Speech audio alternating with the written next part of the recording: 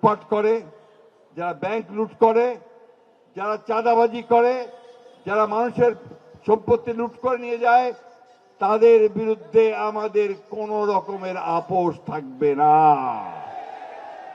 তাদেরকে আমরা কখনোই স্বীকার করব না, তাদেরকে আমরা কোনো মতেই সামনে আসতে দেব না।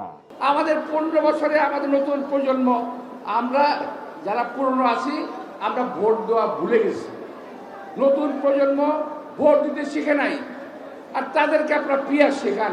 আগে ভোট দেওয়া শেখান, ভোট দেওয়া আগে ভোট দেওয়া শেখান, পরে পিয়ারের কথা বলেন।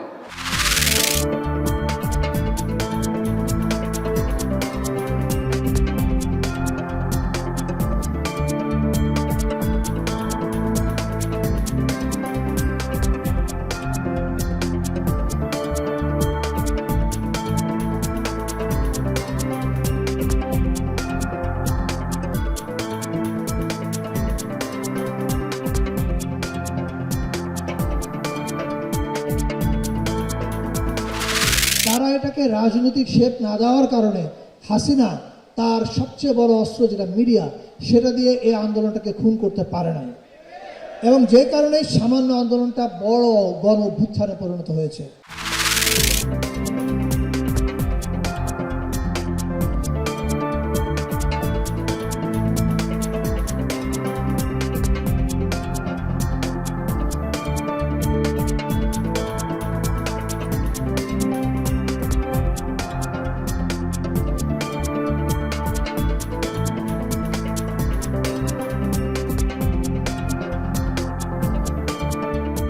আমরা আল্লাহ তাআলার এই বান্দার প্রতি, যিনি বিরামহীনভাবে সারা দেশে ছুটেছেন, অক্লান্তভাবে নিঃস্বার্থভাবে আল্লাহর এই মুখলেস বান্দা, দিনের এই দায়ীর প্রতি, দেশের প্রয়োজনে, জাতির প্রয়োজনে, ইসলামী আন্দোলনের প্রয়োজনে, তার বড় প্রয়োজন আমরা অনুভব করি।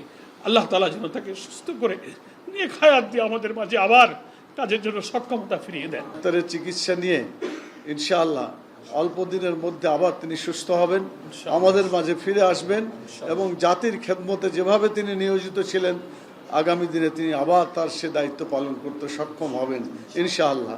আমরা আল্লাহ তাআলার কাছে দোয়া করি, রব্বুল আলামিন তুমি দয়া করে মেহেরবানি করে তুমি তাকে সুস্থ করে দাও।